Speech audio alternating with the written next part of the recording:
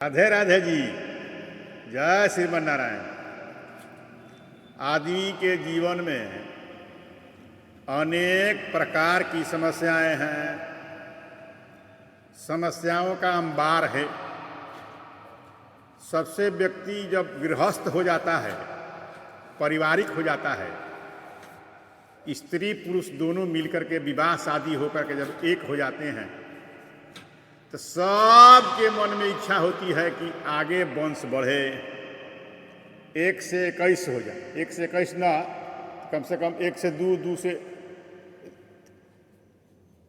3, 3 से 4, तो कम से कम एक बेटा एक बेटी तो कम से कम हो जाए।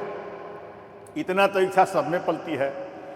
स्त्री को भी मन में इच्छा रहती है कि हमारे संतान हो, पुरुष के भी इच्छा होती है कि हमारे को संतान हो। संतान उत्पत्ति के जो विषय है, सबसे पहले तो उसको कभी रोकना नहीं चाहिए, उस पर किसी प्रकार के प्रतिबंध नहीं लगाना चाहिए।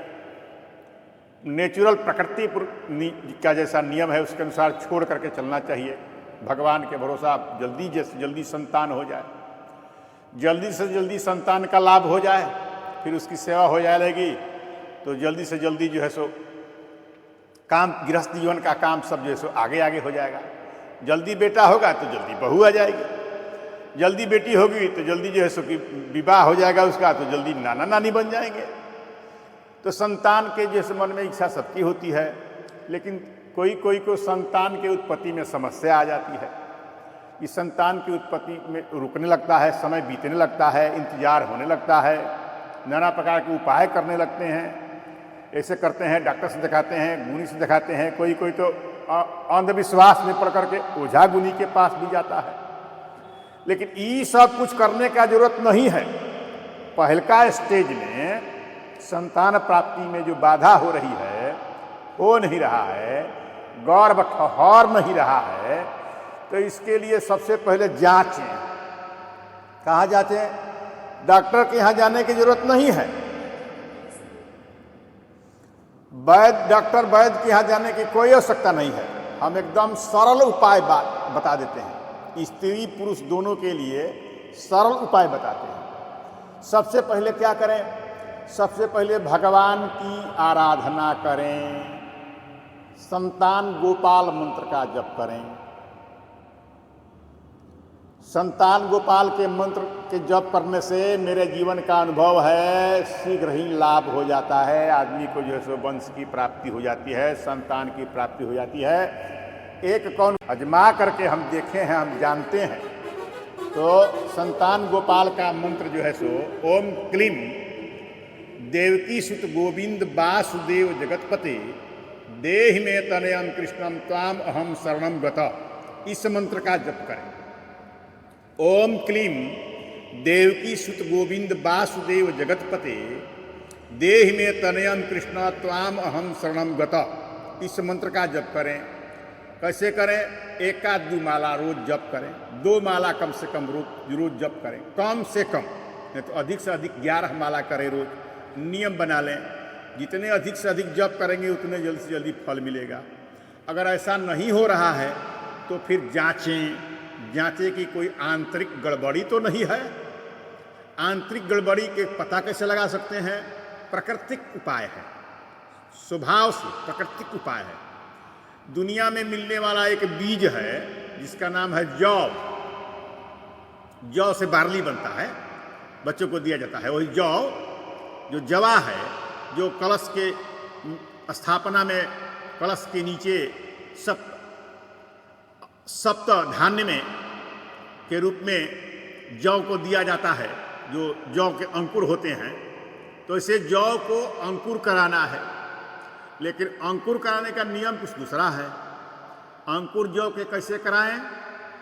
तो दाना जौ के गिन लें, जो पुष्ट हो, खखरी नहीं हो, जो पुष्ट जौ के हो, पूरा गोटा गोटा जौ हो, उस जौ के दाना को बीन लें।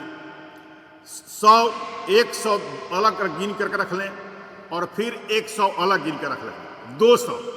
200 जौ बीन लें और मिट्टी ले आए। मिट्टी ले, अगर घर आपका पक्का का है टाइल्स मार्बल प्लास्टर का घर है तो उससे घबराइए मत, मिट्टी के कड़ाही ले आइए, 2 ठो कड़ाही लाइए, एक नहीं 2 ठो कड़ाही लाइए। और दोनों कड़ाही में आप जो है सो जौ के बीज डाल दीजिए। मिट्टी के कड़ाही में मिट्टी भर के, भरभरा मिट्टी भर के, और उसमें जौ छीट करके उस पर ऊपर से मिट्टी भरभरा कर दें। 2 कड़ाही अलग अलग। आप पति पत्नी दोनों को मार्का कर दें।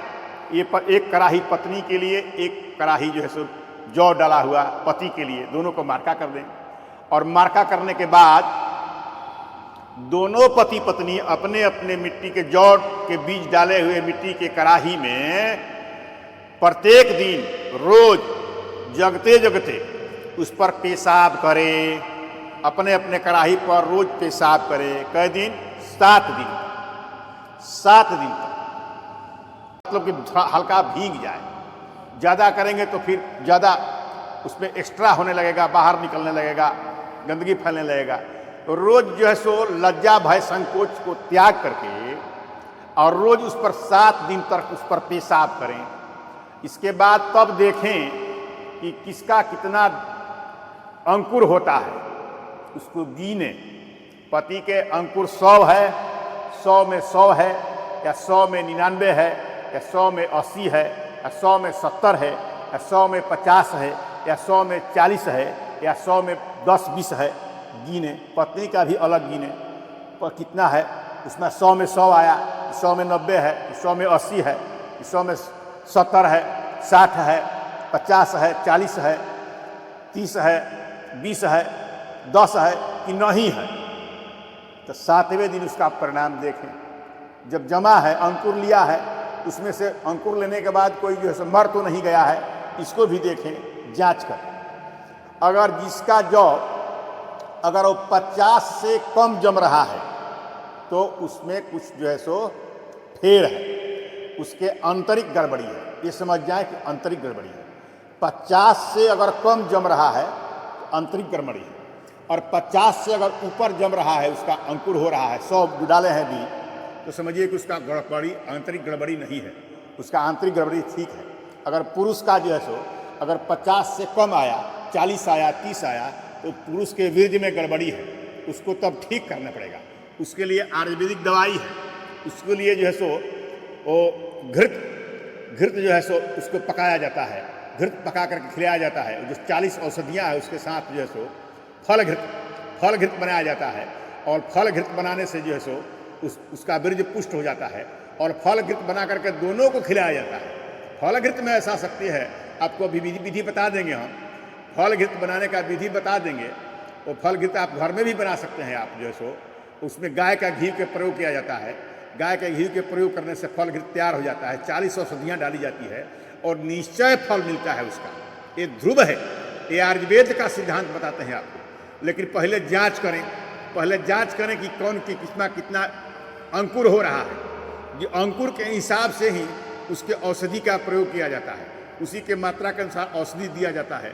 इसलिए अगर आप निराश न होइए, अगर आपको बाल बच्चा नहीं हो रहा है, अगर पुत्र की प्राप्ति, बेटा बेटी की प्राप्ति या गर्भ नहीं ठहर रहा है, तो निराश होने की जरूरत नहीं है, और लाखों करोड़ों रुपया खर्चा करने के अंग्रेजी डॉक्टर के पास करने की जरूरत नहीं है। सीधी उपाय है, पहले जांच कर लें, जांच करके या तब जो है सो उसका परिणाम देखें, तब फल घृत खा लें। तुरंत जो है सो गर्भ करने से व्यक्ति फल की प्राप्ति कर लेता है। बोल लक्ष्मी नारायण भगवान की जय।